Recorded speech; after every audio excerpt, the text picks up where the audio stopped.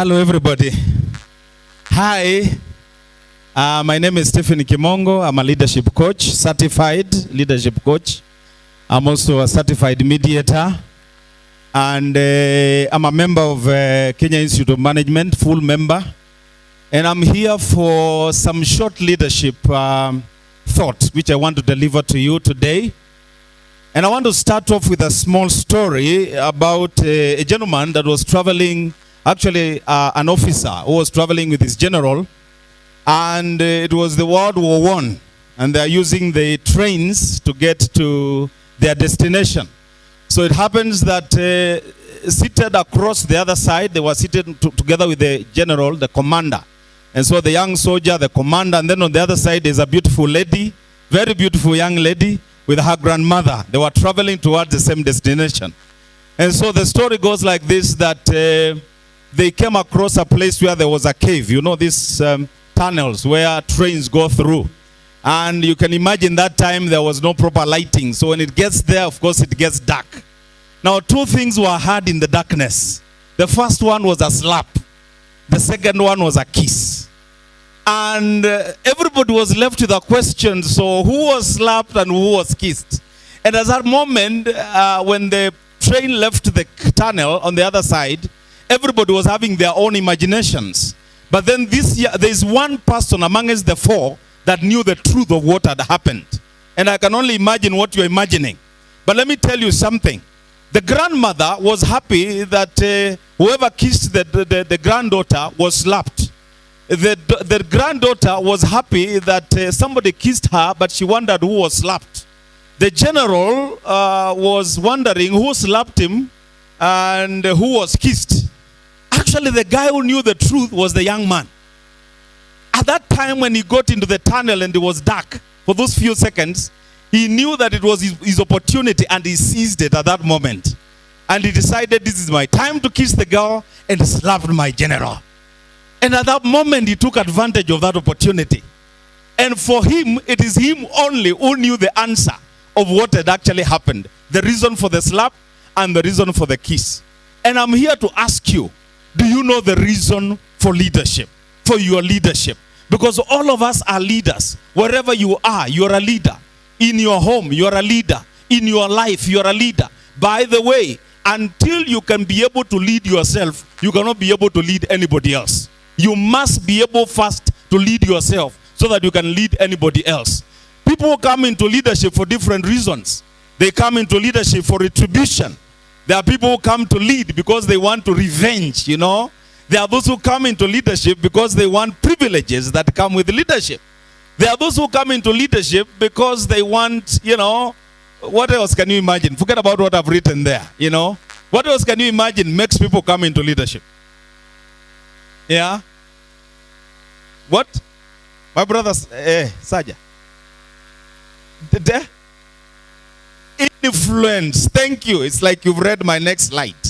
And? You say?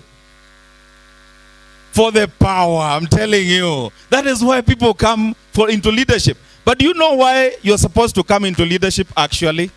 Do you know the real reason why you should come into leadership? Everybody read those last two words. Everybody read those last two words down there. Stroke what? You are supposed to come into leadership because you want to inspire and because you want to influence. The best definition of leadership is actually influence, according to John Maxwell. The best definition of leadership is influence. And I don't know, as we sit here today, do you know your why of whatever you pursue in your life, of whatever you believe in your life? Because until you can be able to pick the why of your leadership, then it becomes useless. Let me show you something. Why is greater than how, and it is greater than what. If you are a leader in an area of your life, in an area of your community, like TUBORESHE Pamoja is a leader, and I'm sure you can see one of their focus areas. Actually, the first one is leadership and governance. And that is where I come in. That is where some of us come in. The leadership and governance part. If you are a leader in your community, if you are an influencer in your community, actually, do you understand how you are supposed to touch lives? Because why is greater than what. If your what is greater than your why, you are using manipulation. People that use why, how, what, they touch lives using inspiration. They actually inspire. Oh, thank you. Thank you. KDK 855X, KBQ 722K, KAZ 069L. Kindly give way. Give way, please. Thank you very much. Give way, please. Thank you very much. So, I was trying to say, if you use your why and how and what to influence, to touch lives, then you are actually inspiring. But if you use it the other way around, if you go the other way around, if you start with your what, then go to your how, and then go to your why, you are manipulating people. And I want to ask you a question. What guides you every day?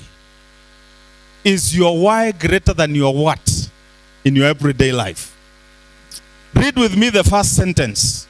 Everybody, if you can see it, please. Let's read together. Your why.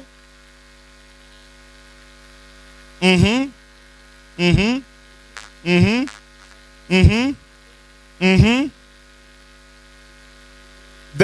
bold part. I want everybody to read the bold part very loudly. Know it.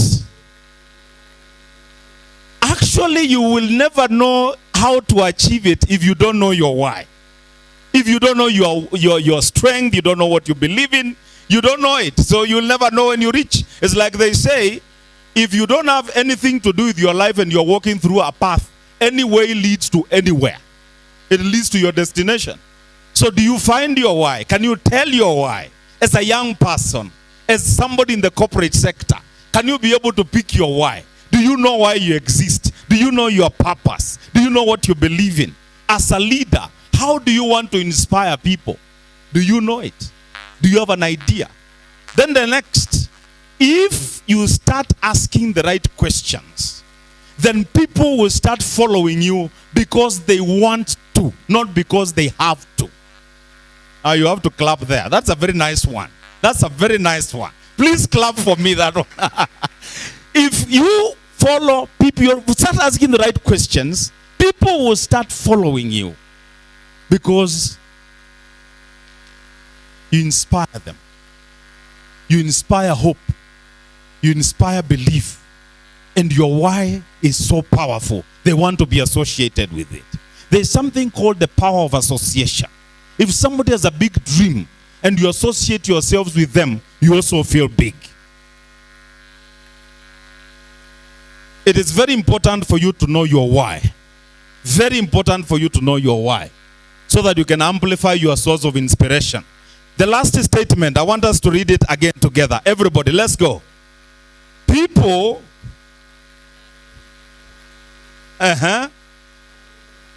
who said it?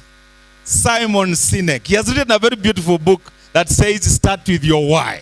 So if you know your why, and you know very well why you do what you do, people don't buy into what you do. They actually buy into why you do it. Let me give you a story, a very short story. I know everybody knows the Wright brothers, isn't it? Do you know the Wright brothers had a competitor? A gentleman that was well given money, he had everything, he had the media, everybody was zooming in on him. He had all what it takes to get that plane off the ground. At least something, a flying machine. He had the money. I don't know whether anybody ever reads him in the history. He's called Piedmont Langley.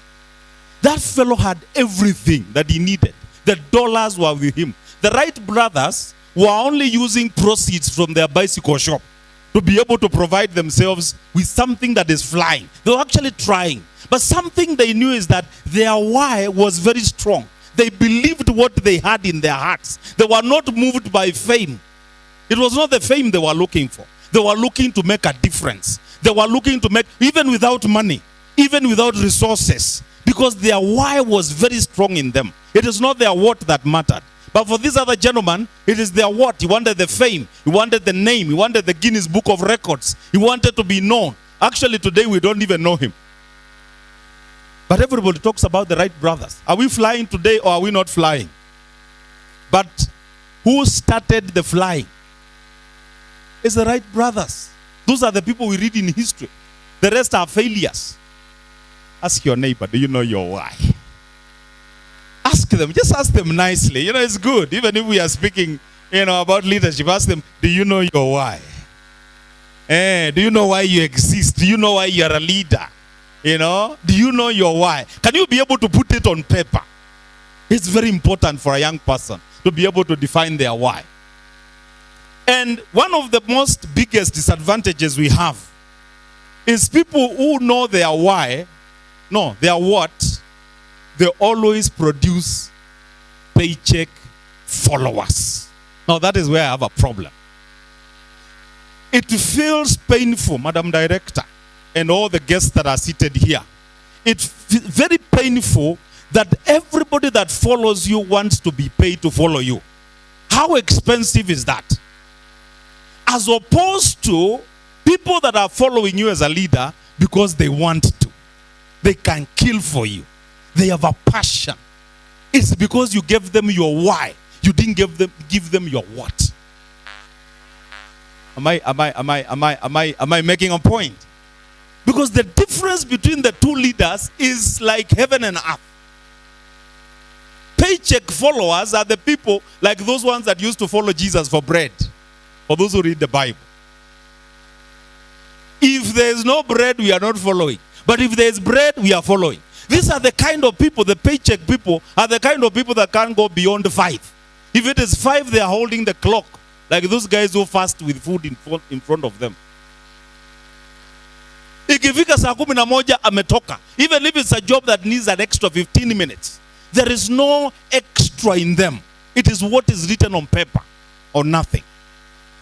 I think we need to get to that level as leaders, as young people, as mentors of young people, that we start to inspire with our whys.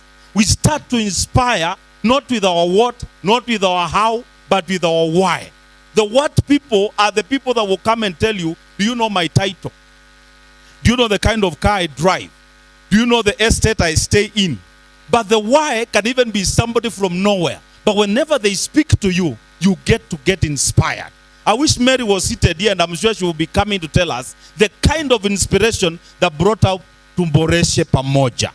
You'll be able to know why we are seated here. And probably that is something that you need to buy into. But definitely you need to find your why. I almost said amen. John Maxwell asks a question. And I want you to ask that question to yourself and to your neighbor. Everybody, what's the question? Hey, don't get afraid. Just ask the question. It doesn't mean you're affected, yeah? Just ask the question. What is John Maxwell asking us? If you ever needed a leader, if you ever needed to be inspired, would you follow you? The kind of life you live, whatever you do, would you ever even think of following you?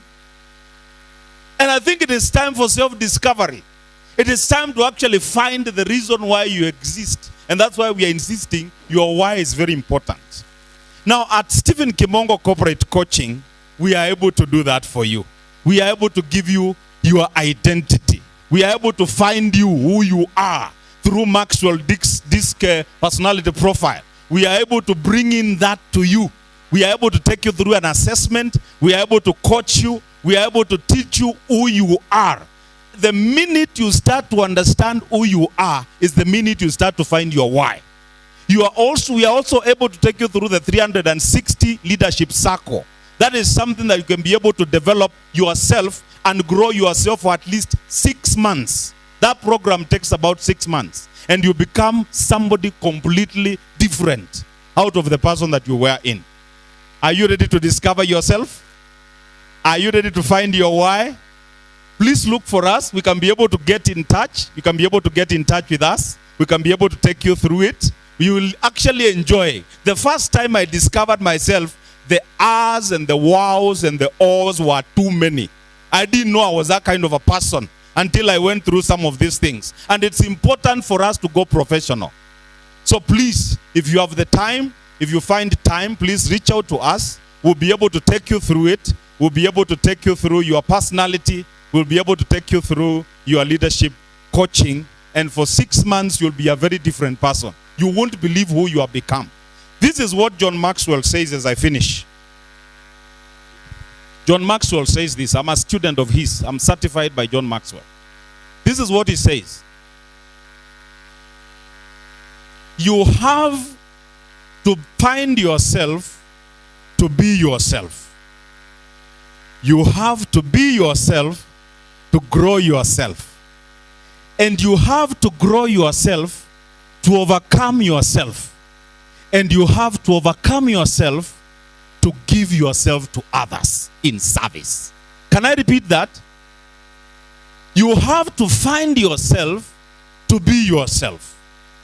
And you have to be yourself to grow yourself.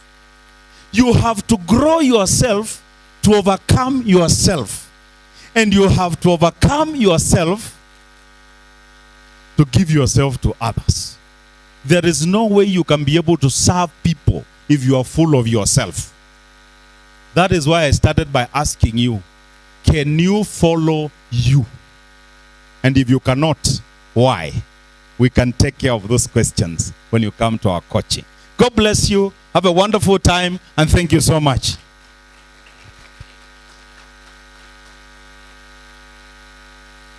Tumpigie